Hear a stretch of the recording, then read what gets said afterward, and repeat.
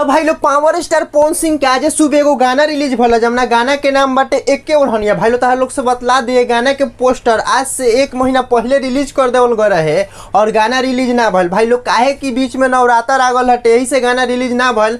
काहे कि power star Pawan Singh तू जानते बारो नवरात्र में कितना गाना रिलीज कैलन, यही से वो गाना के रिलीज ना कैलन और सोचलन कि हम छठ से पहले रिलीज करें तो हमारे गाना खूब बाजी। तो बिल्कुल सही कैले बन पवन सिंह, काहे कि ऐसा टाइम में भाई लोग रिलीज कैले कि अब छठ है ओकरा बाद जानते बड़ा लोग लगन आई और पावर स्टार पवन सिंह के जो गाना बाटे इ तो बवाल मचेबे करी अभी के लगन में।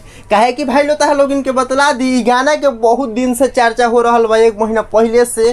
तो ये गाना हमारा लगा था कि पूरा आपकी मतलब भोजपुरी में ये गाना हिट हो जाई। काहे कि भाई लोग पवन सिंह के गाना हटे और साथ में यार शिल्पी राज बारी और शिल्पी राज के जानते बड़ा लोग कितना मीठा आवाज बाटे उगावेली तो वायरल होखई के बाटे।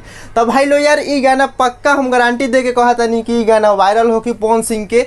बाकी भाई लोग बहुत छोट चैनल पर गाना के चढ़ावल गल बाटे, करीबन 4 लाख सब्सक्राइबर बाटे जावना चैनल पर गाना के चढ़ावल जाता। अगर बड़ चैनल पर चढ़ी तुम तो पक्का कहता नहीं कि गाना ट्रेंडिंग में चढ़ी। तो भाई लोग तारा लोग इनके बतला दी कौन चैनल पर गाना के चढ़ावल गल बाटे। तो चैनल के नाम है एजे फिल्म, जाके सर्च कर लो और दबा के गाना सुन लो और शेयर कर लो। अब बात कर लेवल जाओ कि ये गाना के लिखले के बाटे। तो गाना के लिखले बारन सूरज सिंह, म्यूजिक देले बारन प्रियांशु सिंह और गाना के कहले बारन पावर स्टार पवन सिंह और साथ में बारी शिल्पी राज और पावर स्टार पवन सिंह के साथ डांस करत तारी डिम्पल सिंह। तो भाई लोग जाके यार गाना के सुन लो और चाप के शेयर कर लो, काहे कि यार हो सके तो ट्रेंडिंग में भी चढ़ावा लो ये गाना के और ए पर चाप के रील बनावा लो और का कह सकत नहीं बस इतना कर लो। और पवन सिंह के गाना बटे तो शेयर को जरूर कर लो और हमरो वीडियो को कर लो यार लाइक कर लो। काहे कि तू लोग वीडियो देखत रहो लाइक नहीं कर लो करत बतलाओ लाइक के करी।